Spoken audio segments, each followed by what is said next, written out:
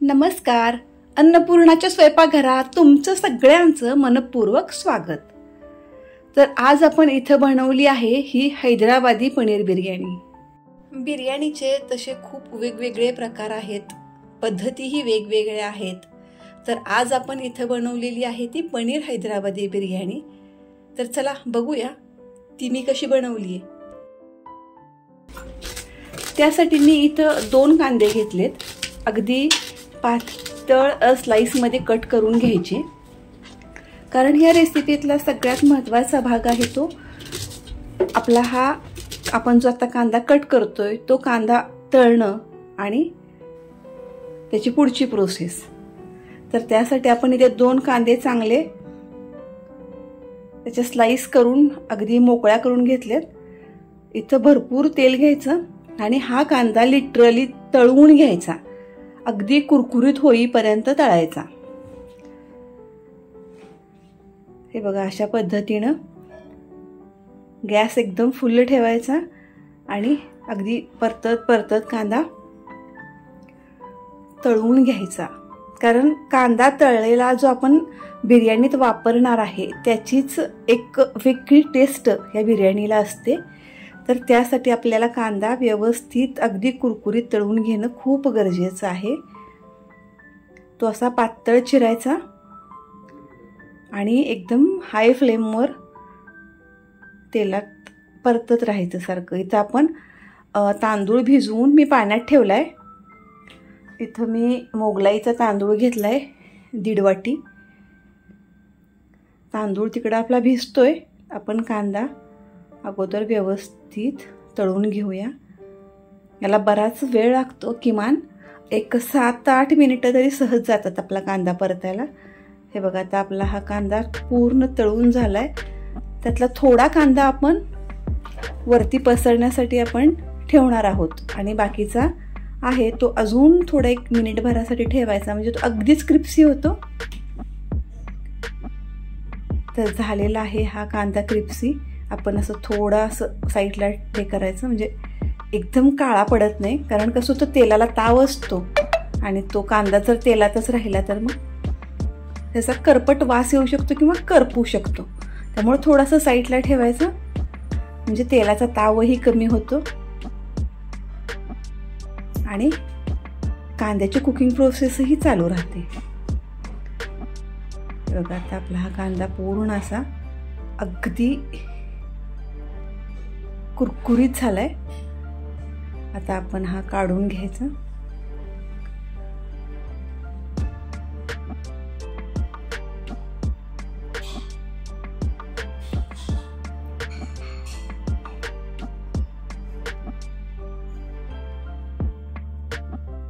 त्याच तेलात आपण आता हे पनीर तळून घ्यायचं आहे. डीप फ्राय नाही, तळून घ्यायचं अगदी व्यवस्थित ब्राऊन कलरवरती तळून घ्यायचं.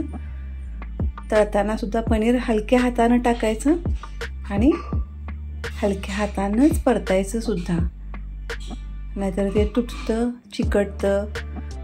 त्यामुळं अगदी सावकाश हातानं ते टाकायचं आणि हळूहळू परतायचं.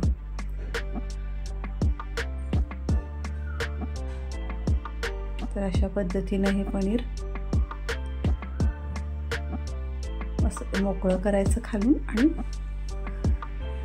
पलटी मारायचं, म्हणजे तुटत नाही. असं एकदम खाली घालून असं परतायचं नाही, तुकडे होतात त्याचे. हे बघा, असं आपलं पनीर हे तळून झाले. आता आपण हे बाजूला काढून घेऊया.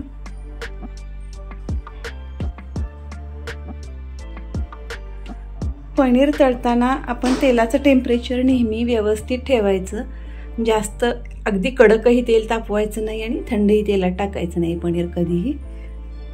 तर इथं आपलं पनीर तळून झाले. आता आपण हे सगळं आहे हे एकजीव करून सगळे मसाले पनीरला कोट करायचे.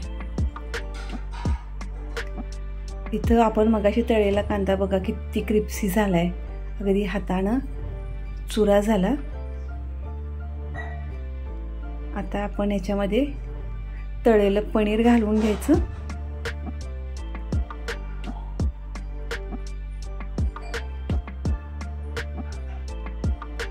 बारीक चिरलेली कोथिंबीर,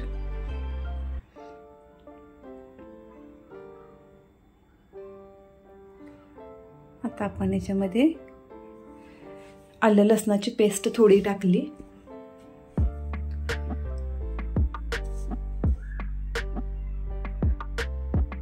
अर्धा चमचा जिरेपूड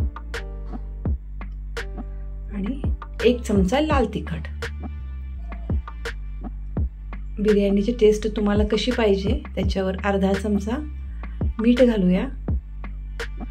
बिर्याणी झणझणीत पाहिजे असेल तर थोडी जास्त घाला. मी थोडीशी चवीला थोडी हिरवी मिरची बारीक चेचून घातली, ठेचून. आता हे सगळं एकजीव करायचं आणि याच्यात आपण अर्धी वाटी दही टाकायचं. माझ्याकडे दही थोडं कमी होतं, मी तेवढ्यातच ॲडजस्ट केलं. अर्धी वाटी दही टाका तुम्ही, तुमच्याकडे असेल जास्त तर. म्हणजे कसं आहे, ते पनीर अगदी जरासं ओलसर व्हावं. माझ्याकडे जरा दही कमी होतं. हे बघा, अशा पद्धतीनं हे आपण सगळं एकजीव करायचं.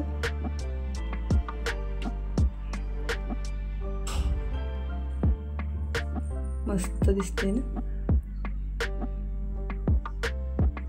तर हे आता आपण असंच ठेवून द्यायचं थोड्या वेळासाठी. इथं मी साधारण 1 लिटरला थोडंसं कमी होईल इतकं पाणी पातेल्यात गरम करायला घेतले. हे पाणी उकळत आलं की त्याच्यामध्ये 2 तेजपत्ते, 1 मोठी विलायची, दालचिनीचा तुकडा, 2-3 लवंगा, चक्री फूल,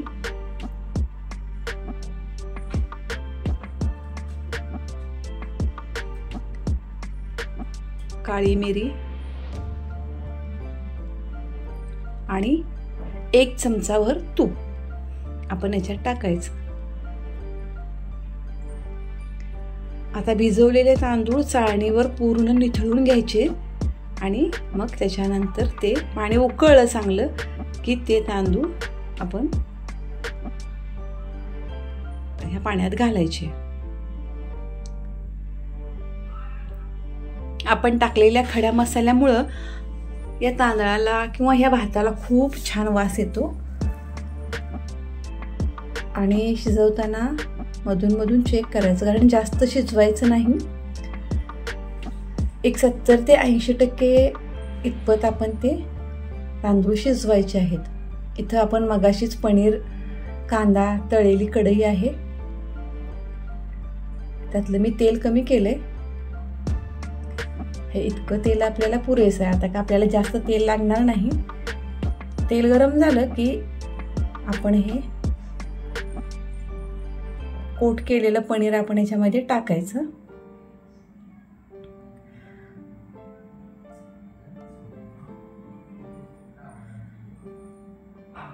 आता खालच्या बाजूला आपण पनीरचा 1 थर लावलाय.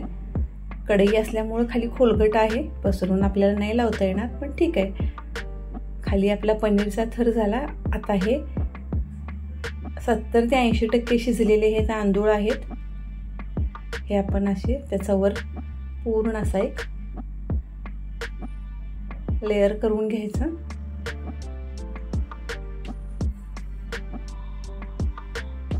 अशा पद्धतीने पूर्ण एकसारखा तांदळाचा थर द्यायचा.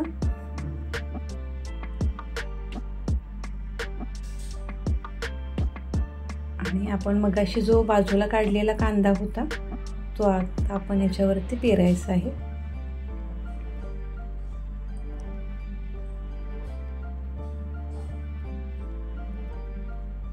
बिर्याणी करताना काही ठराविकच प्रोसेस त्या काळजीपूर्वक कराव्या लागतात. बाकीचं काही एवढं त्यात रॉकेट सायन्स नाहीये. अशा पद्धतीनं थोडा मी रंग घेतलेला आहे खायचा. तुमच्याकडं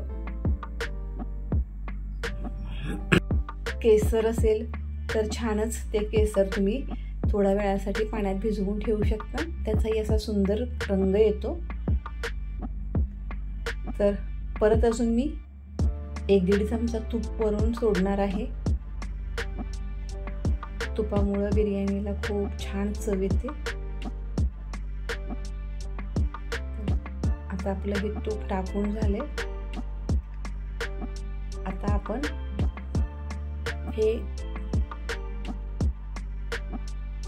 पेपरने असं कव्हर करायचं, जेणेकरून त्यातली हवा बाहेर जाऊ नये, वाफ जाऊ नये म्हणून. आणि वरनं ताटानं असं कव्हर करून ठेवायचं. गॅस अगदी मंद ठेवायचा.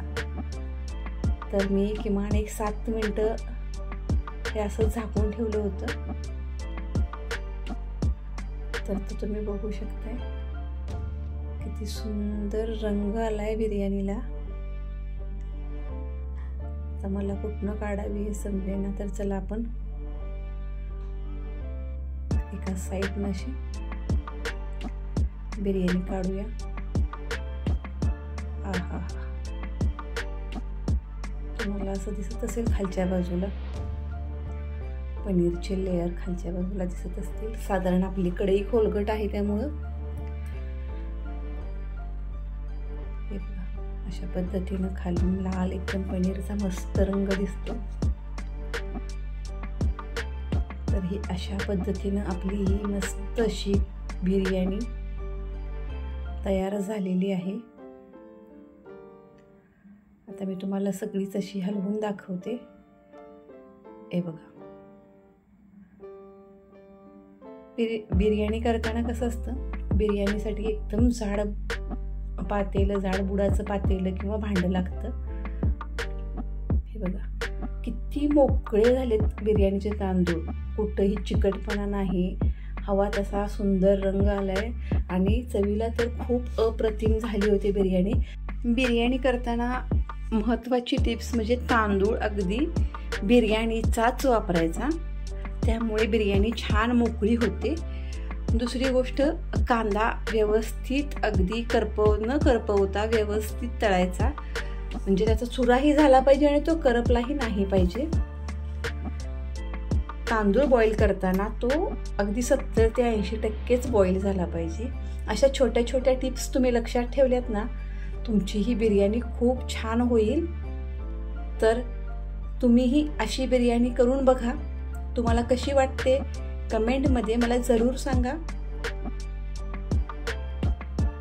आपल्या रेसिपी तुम्हाला आवडत असतील तर आपल्या चॅनलला सबस्क्राईब करा आणि लाईक करून एक छोटंसं छानसं कमेंट करायला विसरू नका. तर चला परत भेटू अशाच एका छान सोप्या आणि तुम्हाला सगळ्यांना आवडणाऱ्या अशा रेसिपीसोबत. तोपर्यंत व्हिडिओ पूर्ण बघितल्याबद्दल तुमचे खरंच खूप आभार. असंच प्रेम राहू द्या. तर चला परत भेटू. धन्यवाद.